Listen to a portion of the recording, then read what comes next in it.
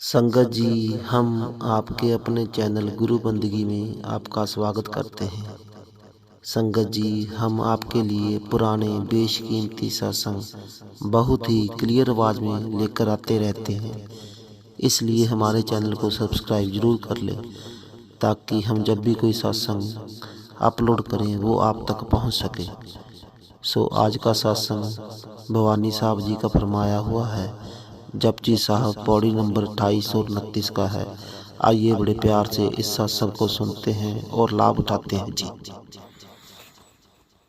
आज का सत्संग जपजी पौड़ी नंबर 28 और 29, तारीख 12 मार्च 1985।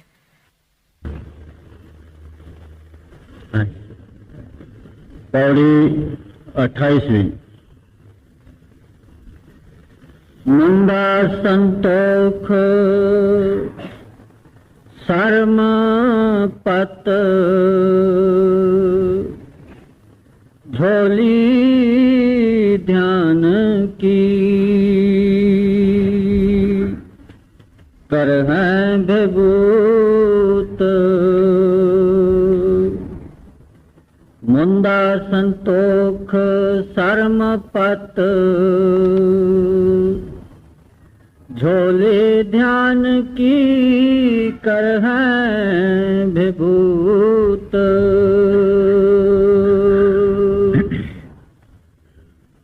आज 3 पौड़ी लेने की कोशिश की जाती है। 28, 29, 30। अब इन पौड़ियों में, खासकर पहली 2 पौड़ियों में, गुरु नानक साहब जी महाराज ने हमको उस वक्त, यानी उनके जमाने में, 16वीं सदी में हिंदुस्तान में, खासकर पंजाब में ये हालत थी कि लोग समझते थे शादी करना, घर होना, बाल बच्चा होना या जमींदारी और खेती करना, ये सब दुखों का मूल है। आज भी कई लोग ऐसे समझते हैं। इस वास्ते वो सोचते थे कि अगर मोक्ष चाहिए, मुक्ति चाहिए, साल्वेशन चाहिए, तो इन चीजों से दूर रहना चाहिए। तो इस वास्ते वो लोग जाके जुदा जुदा उस वक्त हिंदुस्तान में जो आश्रम थे या भंडारे थे या दरगाहें थे या जुदा जुदा जहां साधनाएं होती थी, वहां लोग चले जाते थे घर को छोड़ के बगैर शादी करने के। और वहां फिर वहां की जो रीत वो रवाज थी या साधनाएं थी, वो सब वो लोग करते थे। तो गुरु नानक साहब जी महाराज खासकर, यानी त्याग करना, वैराग करना, दुनियादारी से दूर रहना, और उस वक्त की योग तपस्याएं, पाज पाठ, पूजा वगैरह वगैरह जो था वो की जाती थी। तो गुरु नानक साहब जी महाराज हमको इन 2 पौड़ियों में बताते हैं कि ऐसा विचार करना ये सही नहीं है। आदमी घर से भाग जाएगा, दुनिया से भाग जाएगा, मगर जैसे महाराज जी फरमाते हैं कि योगी बनेगा तो भी उसको खाना भी चाहिए, उनको रहने का मकान भी चाहिए, उसको कुछ न कुछ पहनने को भी चाहिए, जिसके लिए उनको मांगना पड़ेगा। लेकिन महाराज जी ये फरमाते हैं कि वो चीज और है जिससे साल्वेशन मिलेगी, मुक्ति मिलेगी, छुटकारा मिलेगा, वो चीज और है। घर में रह के, गृहस्थ आश्रम में रह के, किसी कामिल की शरण लेके, वो जो इनर डिसिप्लिन है, अंतरी साधना है, अपने इंद्रियों को साधना, वो चीज ही परमात्मा के तरफ ले जाती है। इस वास्ते गुरु नानक साहब जी महाराज लोगों की वो जो आउटलुक थी उस वक्त में कि घर को छोड़ देना ये सब मुसीबतों का कारण, घर ग्रस्त है, वो आउटलुक महाराज जी का कहना था कि सही नहीं है। कहते हैं एक आदमी योगिन या योगी घर बाल बच्चा छोड़ने के बाद भी अगर अपने इंद्रियों के ऊपर उनका जब्त नहीं रहा, कंट्रोल नहीं रहा, तो वो भी गलत रास्ते पे जा सकता है और अक्सर जाते हैं। एक ग्रस्त में रह के अगर अपने इंद्रियों और भोगों को कंट्रोल में नहीं रखता है वो भी गिरता है। लेकिन अगर गृह संसार में रह के वो अभ्यास करे, साधना करे, इंद्रियों का दमन करे, कंट्रोल करे, तो रोके, तो वो घर में रह के सच्चा योगी हो सकता है। और ऐसे परम योगी गुरु नानक साहब जी महाराज थे। ऐसे परम योगी गुरु अंगद साहब जी महाराज थे। और बाकी भी जितने संत फकीर महात्मा पातशाहियां हुई है, ये अक्सर घर में रह के ही उन्होंने प्रभु को पाया है। बाल बच्चे भी है, कमाई भी किया है, रोजगार भी किया है, लेकिन घर में बैठ के उन्होंने उत्तम से उत्तम पदवी हासिल की है। तो इनमें गुरु नानक साहब जी महाराज हमको बताते हैं कि भाई वो इनर डिसिप्लिन है, वो साधना है जो घर में बैठे हुए आदमी कर सकता है। न फकत इतना, मगर उसको हरेक में परमात्मा हरि गोविंद देखना है, हरेक से ऐसा वर्ताव करना है, ऊंच नीच नहीं समझना है, किसी को हिकारत के नजर से नहीं समझना है। जब वो प्रभु हमारा पिता है तो हम सब आपस में अपने अपने हैं। कहते हैं जो सच्चा योग घर में बैठ के करते हैं उनकी ये अवस्था होती है कि सबको प्यार से देखते हैं। उनके पास अछूत ब्राह्मण वगैरह वगैरह गरीब अमीर का कोई सवाल होता नहीं है। तो कहते हैं इस आउटलुक से ही इस संसार में रहना है, यानी विशाल दिल से। ये अछूत है, ये कम जाति का है, ये गरीब है, ये काला है, ये गोरा है, वो आउटलुक नहीं। ये आउटलुक के ये मेरे भाई हैं, मेरे अपने हैं, हम एक बड़ी फैमिली के यूनिट्स हैं, हम उस फैमिली के मेंबर हैं, ऐसा समझ के इस संसार में वो संत महात्मा चलते हैं। और ये भी हमको गुरु नानक साहब जी महाराज इन पौड़ियों में बताते हैं कि परमात्मा को पहुंचने के मार्ग में क्या क्या रुकावटें आती है, उनका किस तरह से सामना करना। अपने को टाइम अपने महदूद है, 1 घंटे में जो कुछ मेरे से हो सकता है मैं अर्ज करूंगा।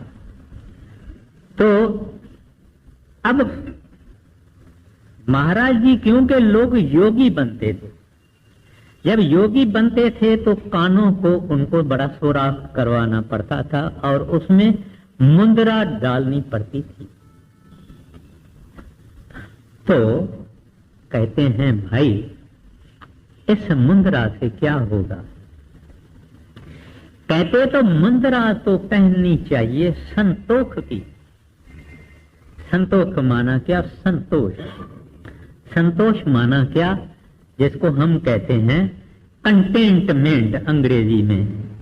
भाई जो कुछ है अच्छा है, प्रभु वाह वाह, 2 दफा दिन में खाना दे रहे हो। कई लोग हैं जिनको 1 दफा भी नहीं मिलता है, कई लोग हैं जिनको 1 दफा मिलता है। तो वो कहते हैं कि वाह वाह, जो आप देते हो वो अच्छा है, जो करते हो वो अच्छा है। इस चीज का नाम है संतोष। प्रभु के मार्ग में अगर संतोष न हो तो ये आदमी तरफेगा, भटकेगा, रेस्टलेस रहेगा, सुख नहीं, चैन नहीं, आराम नहीं। क्योंकि संसार में बहुत कुछ ऊंचा नीचा होता है, हर एक चीज हमारे ख्वाहिश के अनुसार नहीं होती है। इस वास्ते एक साधक जो परमात्मा को चाहता है, उनकी ये जायदाद है। सुंदर एक महात्मा हुआ है, उसकी वाणी भी ग्रंथ साहब में आई है। फरमाते हैं, सुंदर एक संतोष बिना तेरी तृष्णा तो कभी न बुझेगी। कहते हैं तुम्हारे पास करोड़ होवे, राजा महाराजा हो जावे, सुल्तान हो जावे, तेरी तृष्णा कम नहीं होने वाली है, कभी बुझेगी नहीं। अगर तेरे को संतोष धन है, संतोष धन है, तो कहते हैं तुम्हारी तृष्णा बुझ जाएगा, खत्म। वाह जी वाह, वाह जी वाह, वाह जी वाह। जो तुझ भावे साही भली का। कहते हैं ये दुनिया में एक बड़ी अनमोल ये चीज है, लेकिन है प्रभु के प्यारों के पास, अपने पास नहीं। अपने अंदर तो और है।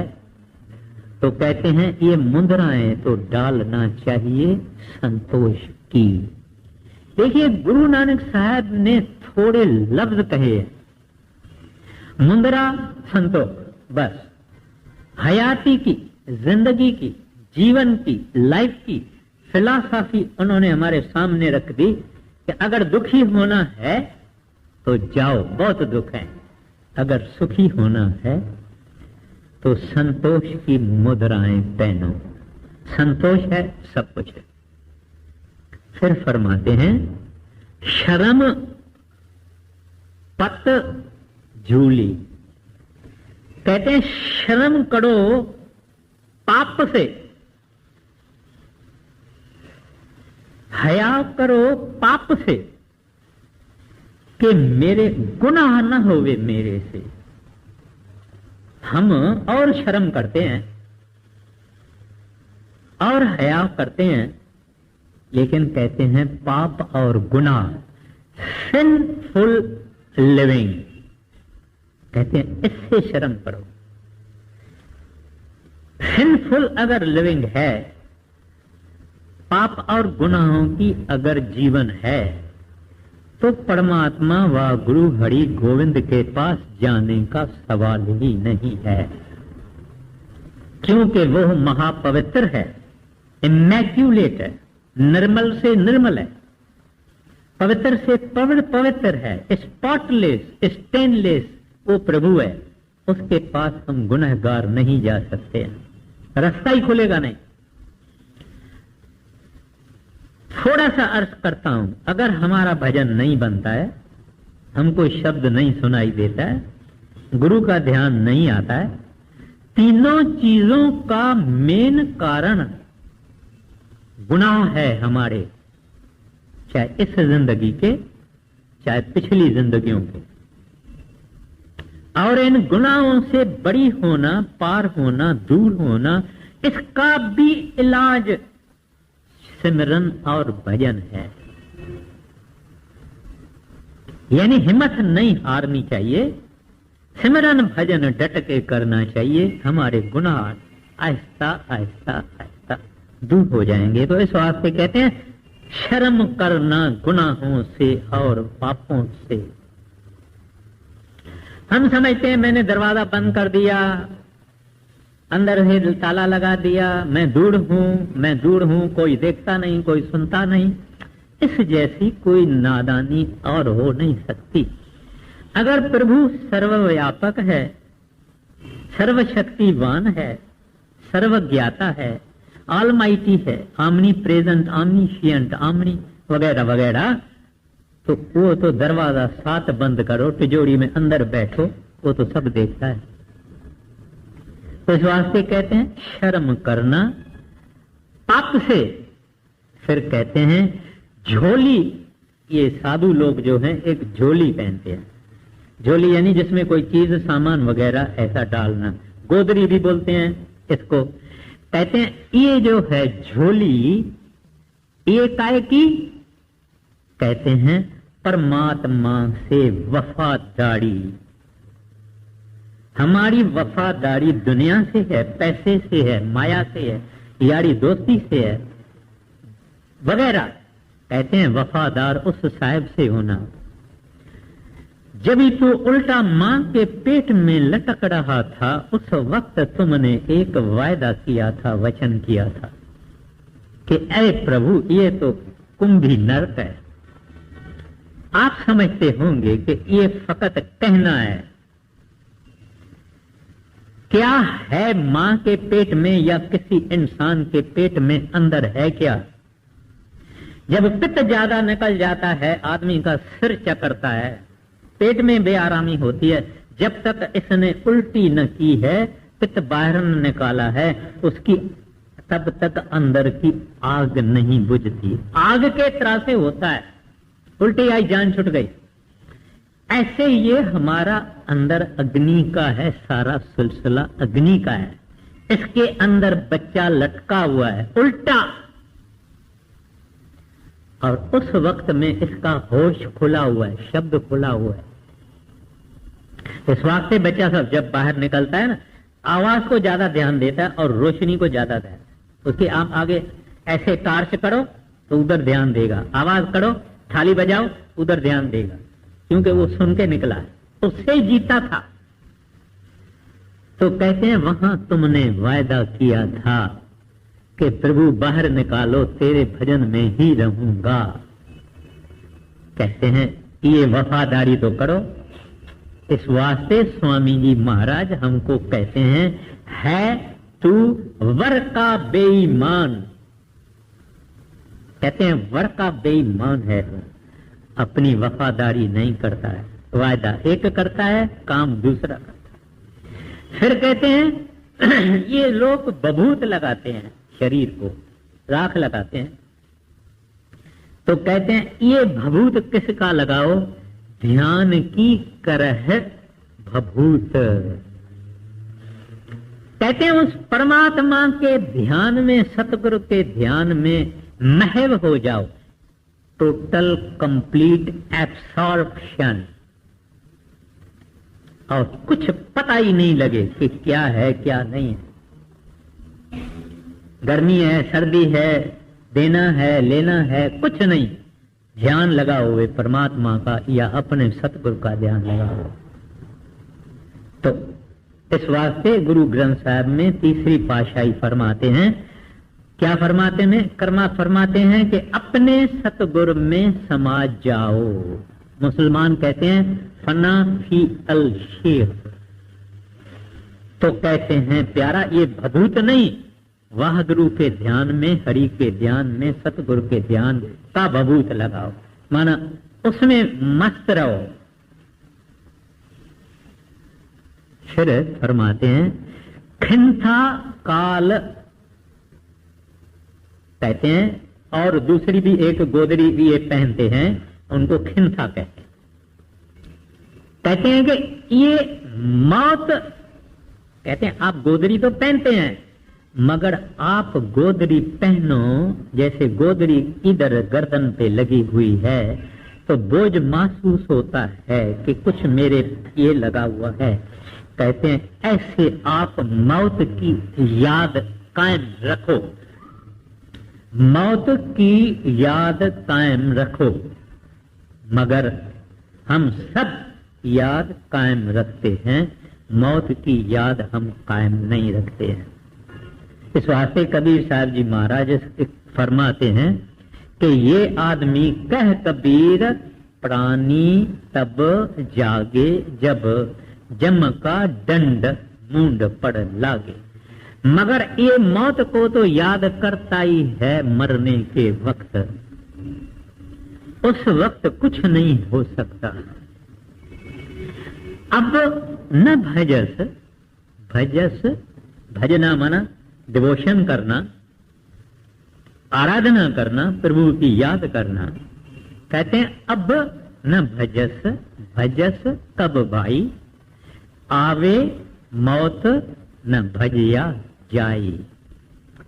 कहते हैं हम तो हमेशा कहते हैं हाँ जी, कल कल कल हाँ जी, परसों से जी हाँ जी, हिल स्टेशन को जा रहा हूं, यहाँ बहुत गर्मी है, वहां ठंडक होगी, रूम भी होटल की होगी, वहां खूब भजन करूंगा। मगर वहां गए तो यहां से भी बुरा है, क्योंकि वहां कहीं टेम्पटेशंस हैं, कई चीजें हैं। तो इस वास्ते फरमाते हैं प्यारा काल को गर्दन पर समझो, कोई नहीं समझेगा।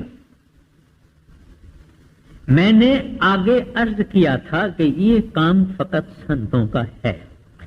मेरी तकदीर बहुत अच्छी है। हजूर महाराज जी एक दफा मुझे जापान में ले गए, तो वहां एक स्टोर है जिसके 2 या 3 मंजिल जो हैं फकत की चेन्स होते हैं, तरह तरह की की चेन माना जिसमें चाबियां लटकाई जाती। तो महाराज जी ने अच्छी तरह से सब दीवार पर जितनी की चेन्स थी अच्छी तरह से देखे। मैं सोचूं इधर तो लाखों की चेन है, महाराज जी के ख्याल में कोई खास की चेन होएगी जो उनको कोई अभी तक पसंद नहीं आती है।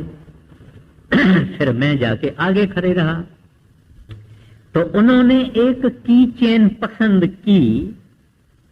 मुर्दा होता है ना, उसकी खोपड़ी होती है ना, स्केलेटन, जो पूरा खोपड़ी भी, गर्दन के ये हड्डियां भी, पूरी पांव टांगे, पूरा हड्डियों का पिंजरा, स्केलेटन, वो भी लाल रंग की। मेरे को कहते हैं देख, ये सदा याद दिलाने वाली है।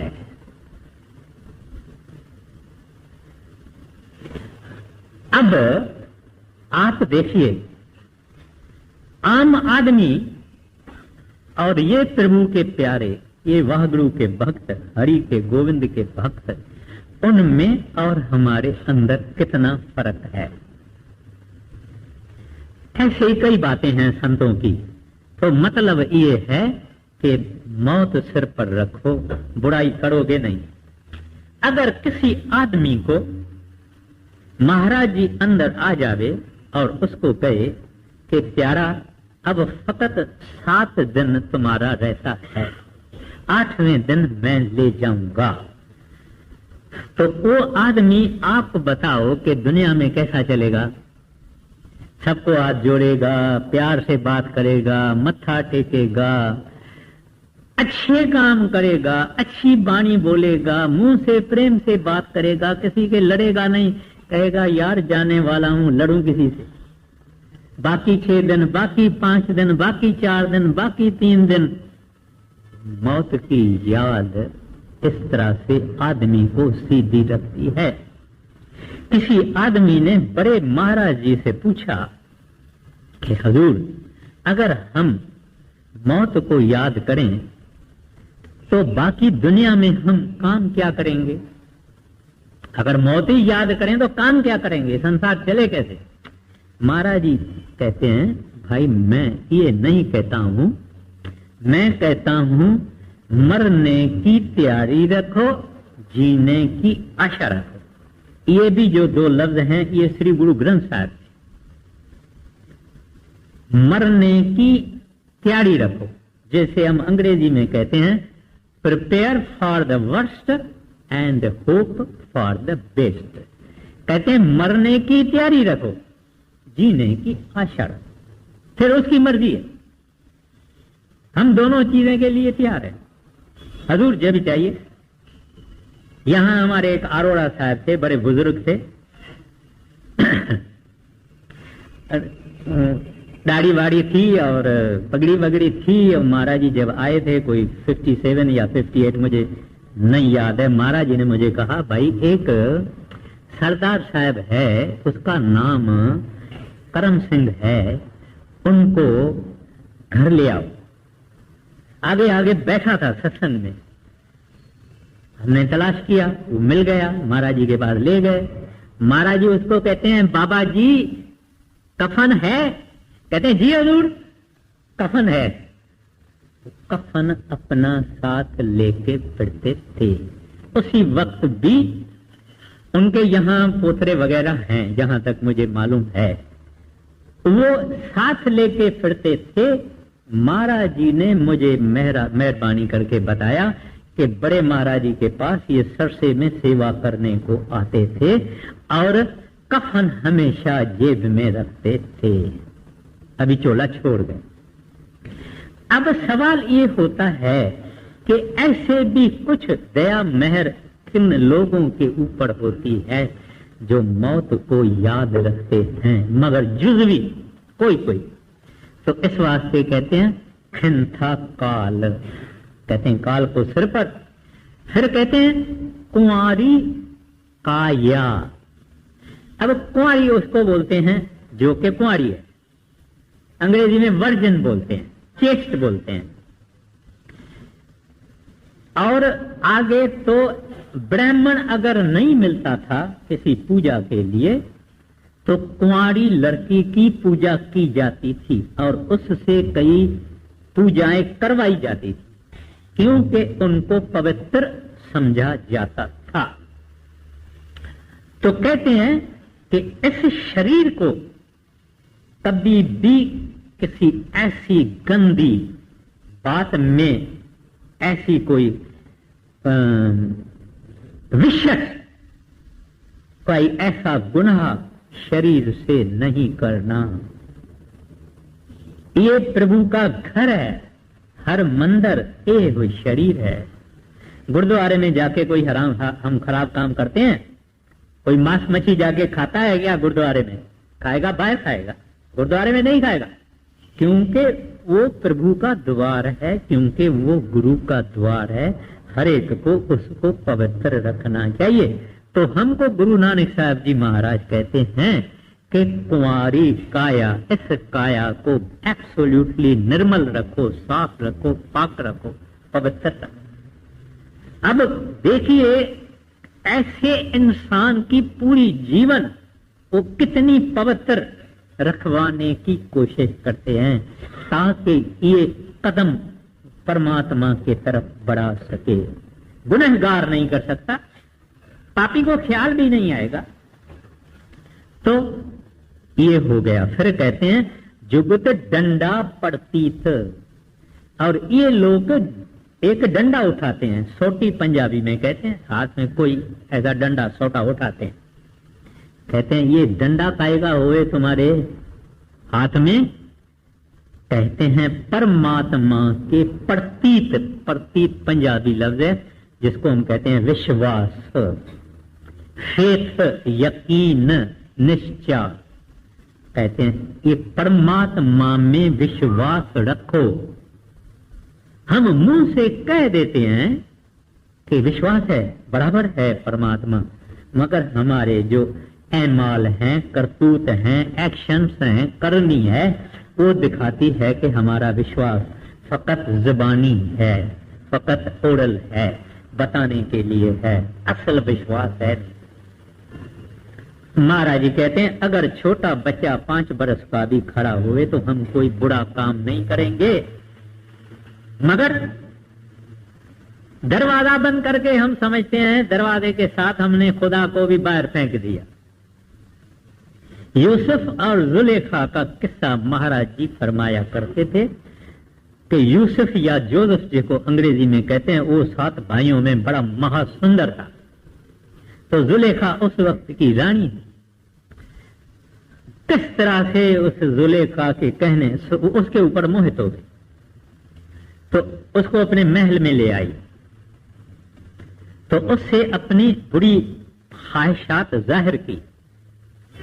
तो जब बुरी ख्वाहिशात जाहिर की तो जोसेफ तो बेचारा खड़ा था। उस औरत ने क्या किया, एक चादर उठाई और वो जिस देवता की पूजा करती थी वो उसके पैलेस में था, उस हाल में, उस देवता के ऊपर उसने चादर लगा दी। तो जोसेफ कहता है, रानी जी ये आपने क्या किया? कहती है, ये हमारा जो देवता है वो अभी नहीं देखेगा। तो जोसेफ कहता है, जो हमारा खुदा है वो तो देखेगा, मैं ये काम नहीं करूंगा। अभी दो मिसाल एक ही बात में है।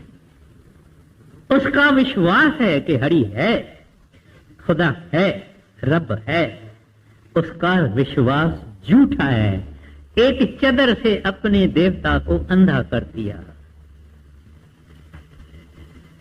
तो महाराज इस वास्ते कहते हैं, डंडा अगर उठाओ तो परमात्मा में प्रतीत रखो, परमात्मा में विश्वास रखो कि वो है। ऐसा अगर विश्वास रखेंगे हमारी जिंदगी सीधी चलेगी।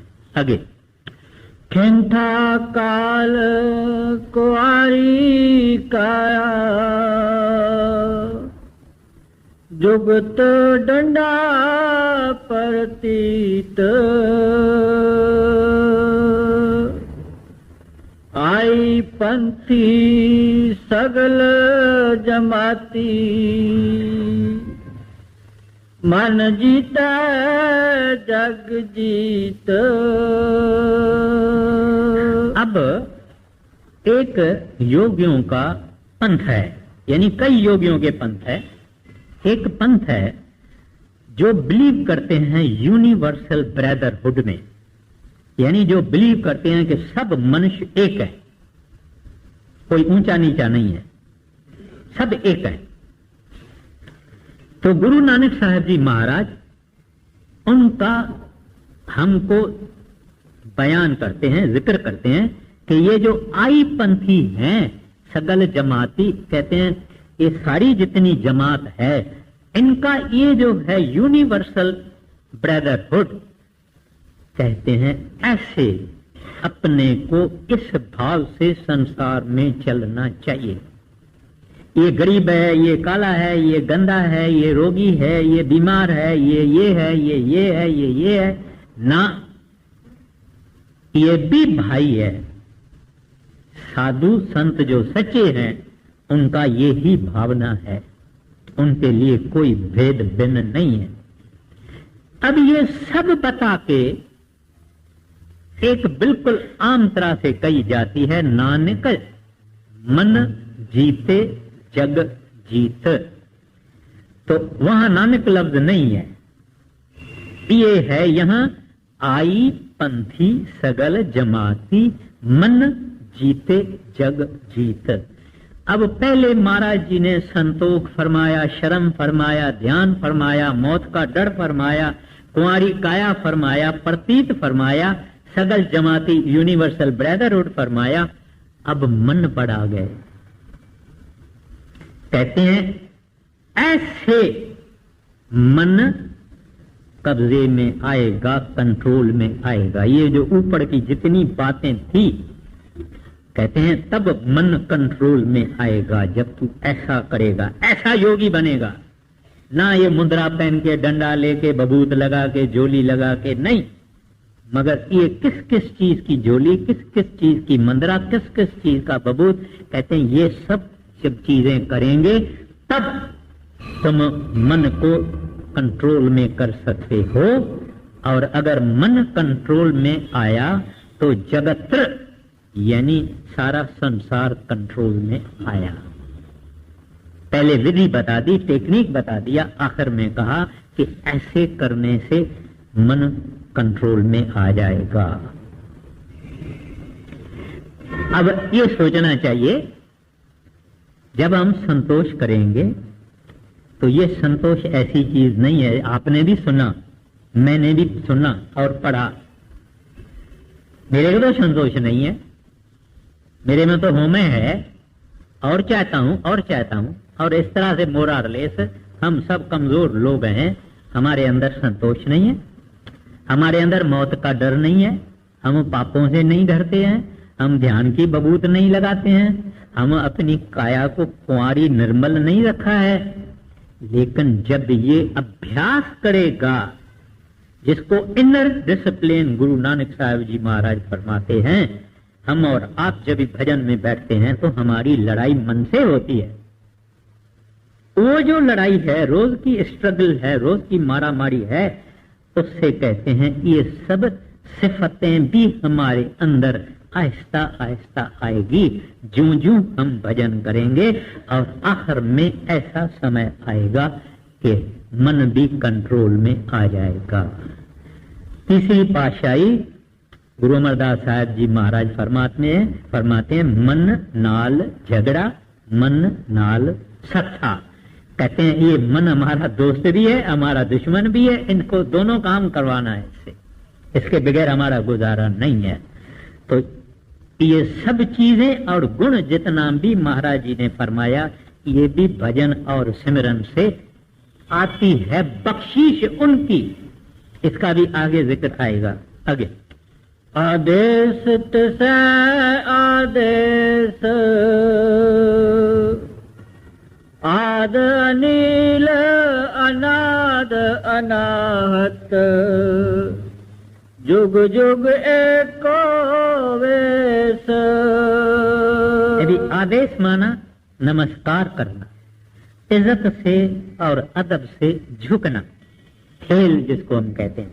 शाबाश है, आप बड़े हैं, आप महान हैं, हम आपको झुकते हैं। कहते हैं आदेश उस प्रभु को है, वाह गुरु को है, रब को है। आदेश किसे आदेश, जो कौन है? आद यानी सबकी शुरुआत, सब उनमें से हुए। अनिल जिसको कोई दाग नहीं, जिसमें कोई ऐब नहीं, जिसमें कोई अवगुण नहीं है, वो अनिल वाह गुरु है, पुरख है।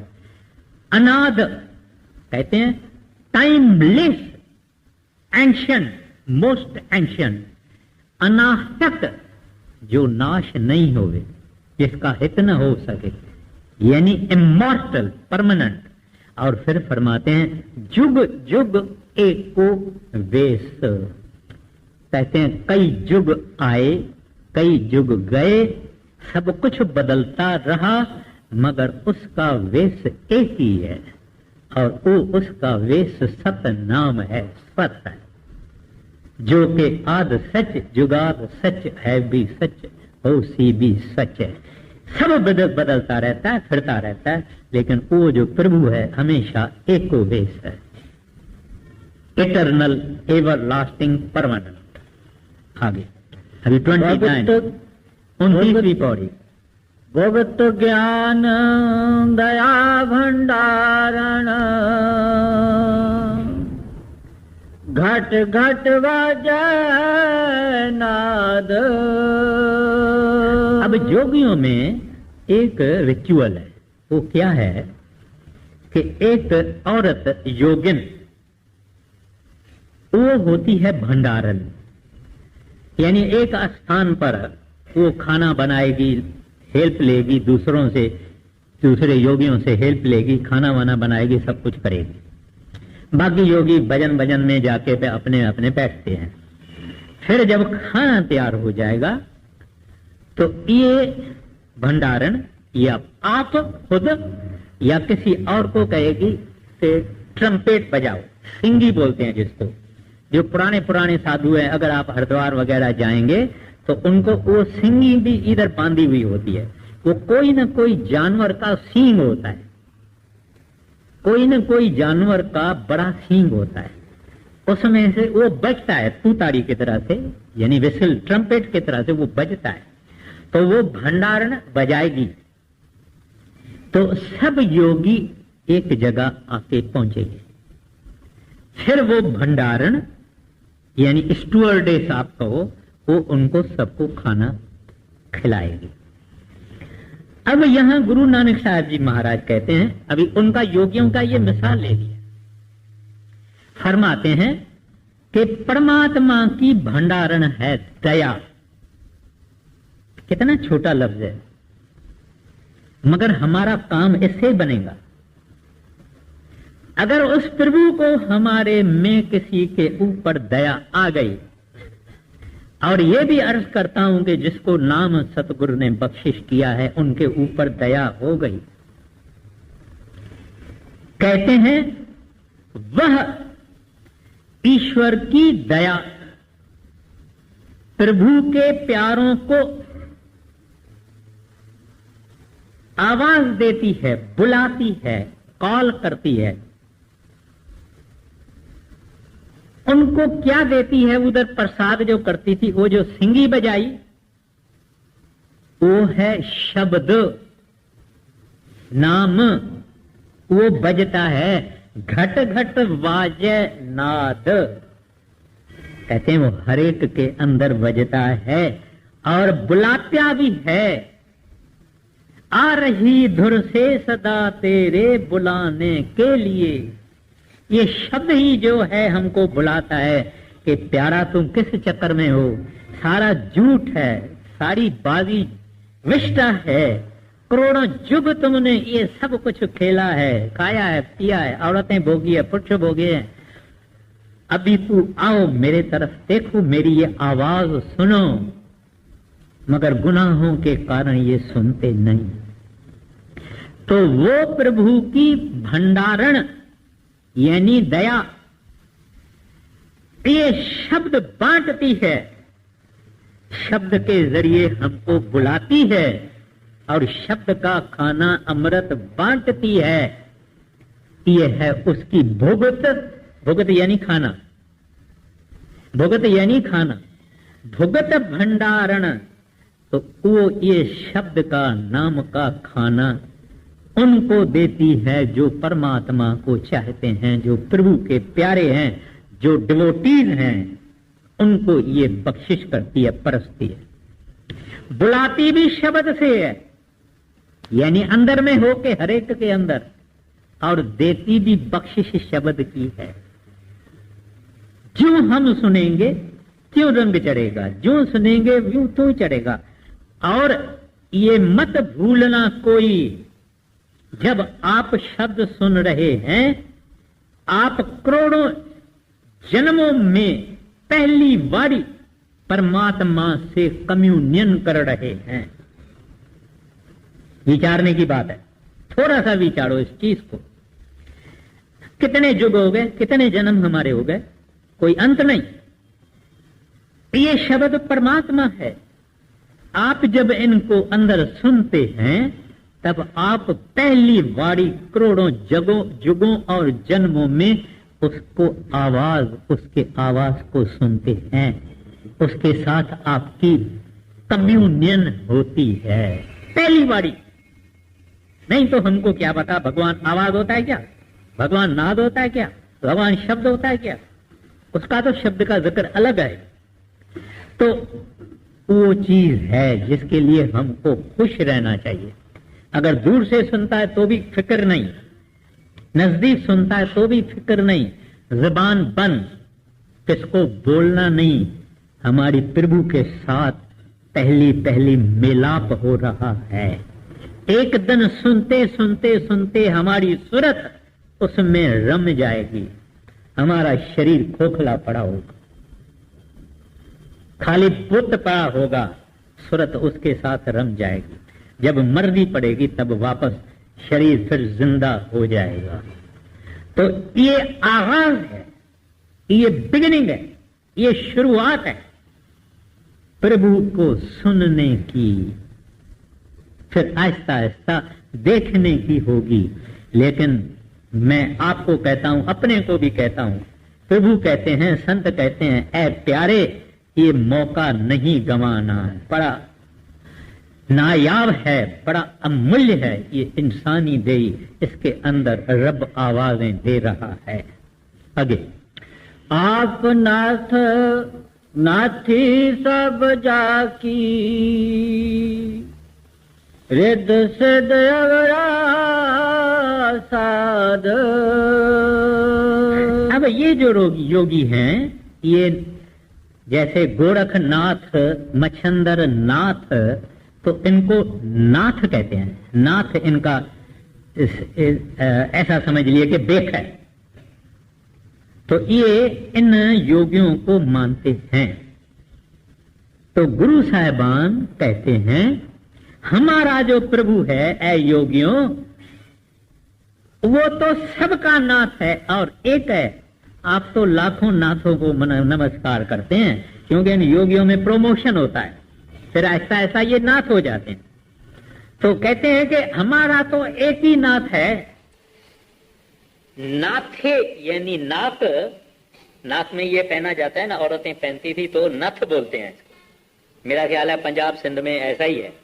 तो कहते हैं हमारा जो नाथ है, जो एक ही है, जो सबका नाथ है, उन्होंने सबको नाथा हुआ है, यानी सब उसके हुक्म में चलते हैं, उसके इशारे पे चलते हैं, और whatever he ordains, he gets things done from us, जैसा वो चाहता है। कहते हैं तुम भी उस नाथ को मत्था टेको। ये गोरखनाथ और मच्छंदर नाथ को मत्था नहीं टेको, जिसने सबको नाथा है, उस नाथ को मत्था टेको। ओ हमारा रब हरि गोविंद वाहगुरु अल्लाह अकाल पुरख, जो नाम देना है दे दो। फिर कहते हैं रुकावटें क्या है होती है हमको।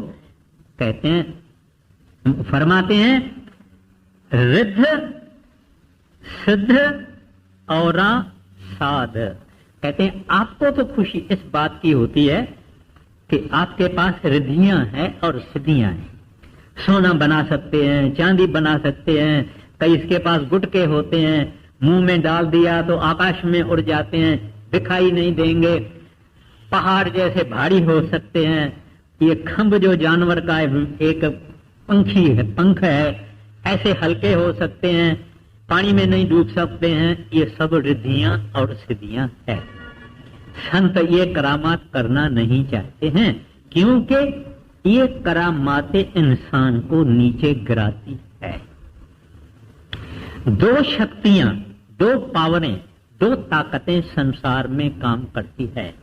एक ताकत नाम या हरि गोविंद प्रभु बोलो, जो ताकत ऊपर ले चलती है। एक ताकत काल, इसके अंदर ये रिद्धियां सिद्धियां, दुनिया की खूबसूरती, जवानी, पैसा, जर जेवर, ये दुनिया के जितने सुख हैं, ये दूसरी काल की धारा है जो नीचे गिराती है। अभी गिरना बहुत आसान है, बहुत आसान है। और वो काल भगवान भी आशीर्वाद देता है। जब हम आशीर्वाद मांगते हैं ना, वो आशीर्वाद करता है, डूबो डूबो और डूबो। मगर जब शब्द के धार पर अपन चलते हैं या कोशिश करते हैं, वो है एक मछली। मछली हमेशा धार के अगेंस्ट में जाती है। धार यूं जा रही है, मछली यूं जाती, उल्टी जाए, और उसको इश्क है पानी जहां से आता है वहां पहुंचने का, इसको इश्क है। तो जो प्रभु का भक्त है, नाम का भक्त है, दुनिया डूबी जा रही है, वो ऊपर जा रहा है, आहिस्ता आहिस्ता आहिस्ता, लेकिन जाएगा। शब्द शब्द पौड़ी चढ़कर पहुंचो सतनाम। जाएगा, जरूर जाएगा। अगर इसका जाना चालू है तो एक एक आधा कदम भी चालू है तो जाएगा। जैसे मच्छी जाके आखिर भंडार में अपने फाउंटेन हेड में पहुंचती है, ये अगेंस्ट धारा जाना है, धारा के खिलाफ जाना है। और ये दुनिया धारा के साथ डूबी जा रही है, और बुरे बुरे कर्मों में फिर संसार का 84 लाख जूनियों का जो चक्कर है उसमें जा रही है। प्रभु का भक्त उसके अगेंस्ट जा रहा है। इस वास्ते प्रभु का भक्त संसार में संभल संभल के चलता है कि कहीं किधर गिर न जाऊं, कहीं फंस न जाऊं, गरीब रहा हूं, कहीं कोई मेरे को इधर उधर कोई चकमा देके, कोई टेम्पटेशन देके किधर मैं गिर न जाऊं। इस वास्ते भक्तों को जभी जभी परमात्मा ने आजमाइश की है। मैंने तुकाराम की भी आपको बात बताई है। अब्दुल हुसैन एक मुसलमान फकीर था, उसको एक आग जलाने के लिए जगह बनानी थी, थोड़ा उसने खोदा, थोड़ा खोदा तो वो दिखता है कि इसमें तो पैसे निकल आए। फिर और खोदा तो बोले आठानी निकल आए। फिर और खोदा, रुपए निकल आए। फिर और खोदा, सब निकल आए, हीरे जवाहरात सब आए। उसने मट्टी फिरा के उधर सीधा कर दिया, सब सीधा कर दिए, छुपा के सीधा कर दिया। अभी बैठा भजन में, कहते हैं हे मेरे रब्बा, मेरे को रिश्वत देता है? मैंने तो कभी आपको कहा भी नहीं है कि मुझे ये चाहिए। मैंने तो आपसे आपको ही मांगा है। प्रभु मुझे गिराओ नहीं, मैं गरीब हूं। बचाने वाले भी आप हैं, गिराने वाले भी आप हैं, मुझे गिराओ नहीं। मैं तो आपकी शरण ली है, आपका सहारा लिया। मैंने शरणागति हासिल की है। शरणागति माना status, position of a person who has completely surrendered himself to the lord. मुझे गिराना नहीं। तो ये यहां महाराज जी कहते हैं कि भाई रिद्धियां सिद्धियां आप स्वाद ले, माल खजाने का आप स्वाद ले। हम नहीं नीचे गिरना चाहते, हम तो ऊपर जाने वाले। थोड़ा थोड़ा जाएंगे मगर जाएंगे ऊपर। आगे संजोग विजोग दो कार चलावे, लेखे आवे भाग। कहते हैं अब दो प्रिंसिपल चलते हैं, एक मिलना, दूसरा जुदाई। Attaining union with the lord और attaining separation with the lord. संजोग यानी मिलाप, विंजोग यानी जुदाई। कहते हैं दोनों का देने वाला प्रभु है, जिसने जैसा मैंने अर्ज किया नीचे के धारा को पकड़ा। प्रभु ने जब इंसान पैदा किया एक जैसी ताकतें दी। जब इसने नीचे जाने का विचार किया तो बोलता है क्या क्या रंगारंगी है, क्या दुनिया है, वाह वाह, थोड़ा आगे और जाता हूं, थोड़ा आगे और जाता हूं। तो वो हो गया विंजोग, प्रभु से दूर। मगर एक कहता है क्या है, गौतम बुद्ध ने क्या देखा, एक बूढ़ा ऐसे उसकी पीठ गोल, काला जला हुआ उम्र के कारण, हाथ में लठी है, आंखों से पानी है, नाक से पानी है, कान से पानी है, रास्ता क्रॉस नहीं कर सकता है। वजीर से पूछता है, वजीर ये क्या चीज है? कहता है इंसान है। राजा इंसान है। कहते हैं ऐसा कैसा है इंसान? कहते हैं ये बूढ़ा है, उम्र हो गई। कहते हैं मैं भी बूढ़ा होऊंगा, ऐसा होऊंगा? कहते हैं हाँ सब ऐसे होंगे महाराज। बस उसने उल्टा जाना पसंद कर लिया।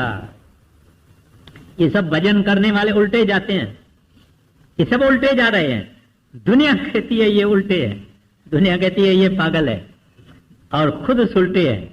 मगर असल क्या है वो वक्त बताता है। तो जो उल्टा जाना पसंद करता है वह गुरु उसके ऊपर बख्शिश करके उसको अपने गले से लगाता है। जो विंजोग चाहता है, जब उसने दुनिया के सामान, यारी वगैरह वगैरह कितनी कई चीजें हैं सुख देने वाली, ऐसा लगता है इंद्रियों के भोग वगैरह, जब उन्होंने वो मार्ग पसंद कर दिया, विंजोग में आ गया। फिर परमात्मा का क्या गुनाह है? उसका क्या गुनाह है? सब चीजें एक साथ रखी है। एक को सत्संग प्यारा लगता है, इंतजार करता है कि इतवार कभी आएगा, गुरुवार कभी आएगा। एक को सत्संग का नाम अच्छा नहीं लगता है, कहता है ये लोग पता नहीं इनको क्या हो गया है। इतने और इतनी चीजें हैं, इतने सामान है, इतने सुख है, इतने प्रोग्राम है। अखबार लेके देखो क्या प्रोग्राम है दिल सताने के लिए। तो वो जो चीजें हैं ये परमात्मा से दूर करने वाली है। वाणी तो ऐसे कहती है, जिस आप भुलावे सो भूले, सो बूझे जिसे बुझाएंदा। हम कहेंगे भाई फिर दोनों उसके हाथ में। अच्छा अगर उसके हाथ में है तो प्रार्थना करें कि दाता हमको दूसरे तरफ नहीं फेंकना, हमको तो एक आपसे आपको चाहते हैं और कुछ चीज नहीं चाहते। प्रार्थना तो करें भीख तो मांगे। सरदार बहादुर जी महाराज, बड़े महाराज जी उनको लेटर लिखवाते थे। सरदार बहादुर जी अंग्रेजों को लेटर लिखते थे। एक जगह सरदार बहादुर जी लिखते हैं, अपने को तो कंफर्ट, खुशी इस बात की है कि हमने किसी कामिल की शरण ली है, उसके दरवाजे पर बैठे हुए हैं, बुरे या भले उसके ही हैं, एक दिन जरूर हमको संभाल लेगा। ये विचार करने की बात। कहते हैं हमको तो इस बात की खुशी है कि हमने कामिल की शरण ली है और उसके सीढ़ी के टप्पे पर हम पड़े हुए हैं, बुरे हैं या भले हैं मगर उसके हैं, एक दिन संभाल लेंगे। बस ये भूलना नहीं, ये बात आप भी नहीं भूलना, मैं भी अपने मन को कहता हूं कभी नहीं भूलना कि एक दिन हमको संभाल लेंगे। बुरे हैं भले हैं, प्रभु तेरे हैं, प्रभु तेरे हैं, बुरे हैं चाहे भले हैं, संभाल लेना।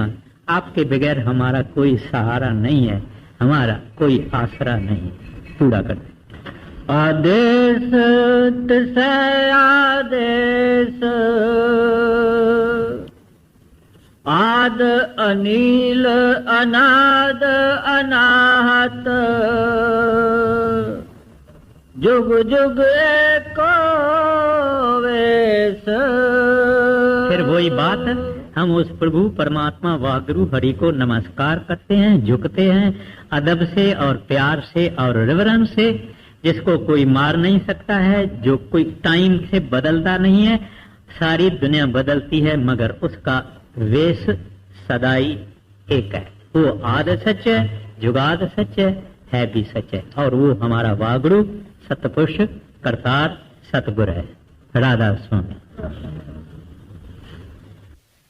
संगत जी, अब हम आपसे इजाज़त चाहते हैं। जिन्होंने अभी तक हमारे चैनल को सब्सक्राइब नहीं किया वो ज़रूर कर लें, क्योंकि हम ऐसे ही बेशकीमती सत्संग लेकर आते रहते हैं। सो संगत जी, फिर मिलेंगे एक नए सत्संग या एक नई साखी के साथ। राधा स्वामी जी।